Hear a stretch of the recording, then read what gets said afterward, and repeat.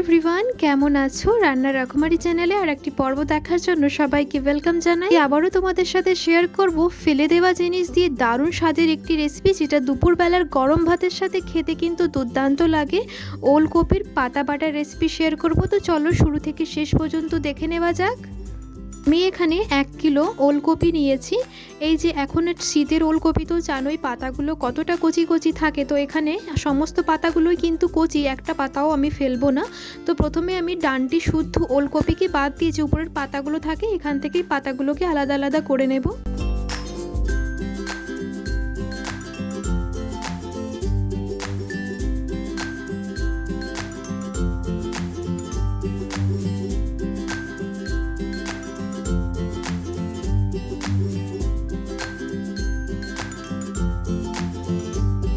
এখানে আমি যে পাতাগুলো নিয়েছি, পাতার নিচের যে অংশটা ডাটা, ওইগুলো ডাটাগুলোকে ফেলে দিতে হবে আর শুধু পাতাটা নিতে হবে। ওলকপি দিয়ে মাছের ঝোল কিন্তু ভীষণ শীতকালে তো ভীষণই ভালো লাগে। তো এই যে আমি ডাটাগুলো ফেলে দিচ্ছি আর পাতা পাতা কচি কচি পাতাগুলোকে নিয়ে নিচ্ছি। এখানে সব পাতাগুলোই কিন্তু কচি আছে, একটা পাতাও আমি ফেলবো না।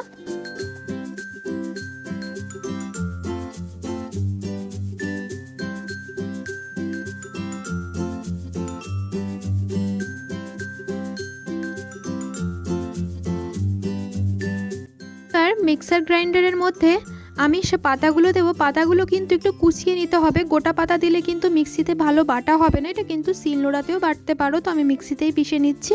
তো প্রথমে দিয়ে দিলাম কুচিয়ে রাখা পাতাগুলো।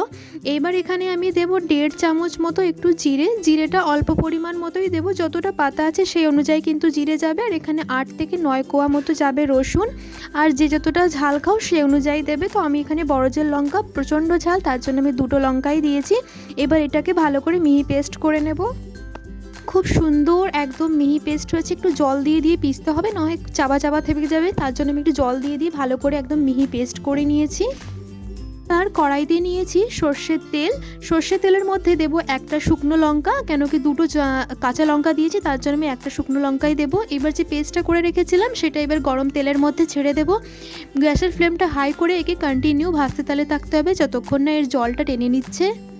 শীতের সময় শাক সবজিগুলো খেতে একটু বেশি টেস্ট হয়ে যায়, আর শীতের সময় এই বাটাবুটি খেতে কিন্তু আরও বেশি ভালো লাগে। তার জন্য ফুলকপি, বাঁধাকপি সমস্ত পাতা বাটা আমার এই চ্যানেলে দেওয়া আছে, যদি তোমরা চাও গিয়ে চেক আউট করে আসতে পারো।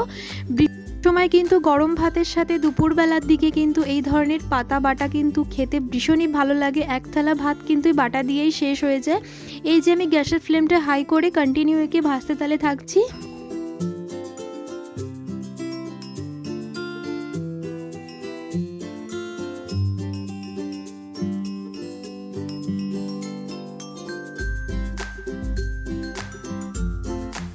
আমি এতে দিয়ে দিচ্ছি পরিমাণ মতো নুন। নুনটা পরেই দিচ্ছি, কেন কি এতে জল গলছিল, তার জন্য নুনটা দিলে আগে থেকে আরও জল গলে যেত, তার জন্য নুনটা আমি পরেই দিচ্ছি। পরিমাণ মতো নুন দিয়ে দিলাম।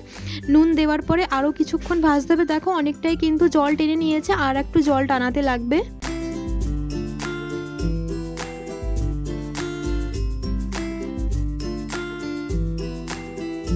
প্রায় টেনেই নিয়েছে। আর কিছুক্ষণ আমি 2 থেকে 3 মিনিট মতো আর একটু ভেজে নেব। গ্যাসের ফ্লেমটা কিন্তু একদম স্লো করে দিয়েছি। যদি কাঁচা লঙ্কার কোনো দানা বা কিছু থাকে তার জন্য খুন্তির সাহায্যে একটু ভালো করে ঠেসে ঠেসে গেলে গেলে নিচ্ছি।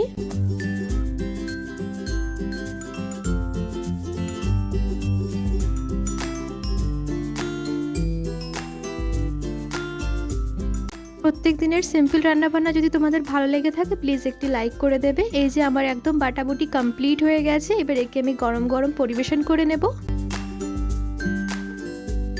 কিন্তু একদম সম্পূর্ণভাবে তৈরি হয়ে গেছে ওলকপির পাতা বাটা। এটা কিন্তু গরম ভাতের সাথে কিন্তু দুর্দান্ত লাগে, আর কোনো কিছু দিয়ে খেতেই লাগবে না, এক থালা ভাত নিমেষেই শেষ। তোমরা বাড়িতে কিন্তু অবশ্যই ট্রাই করো। এই শীতকালে তো ওলকপি প্রচণ্ড বাজারে বিক্রি হচ্ছে। এটি ভালো লাগলে প্লিজ একটি লাইক করে দেবে। নতুন একটি রেসিপি নিয়ে আবার দেখা হবে। সবাই ভালো থেকো, সুস্থ থেকো। আসি তাহলে, ধন্যবাদ।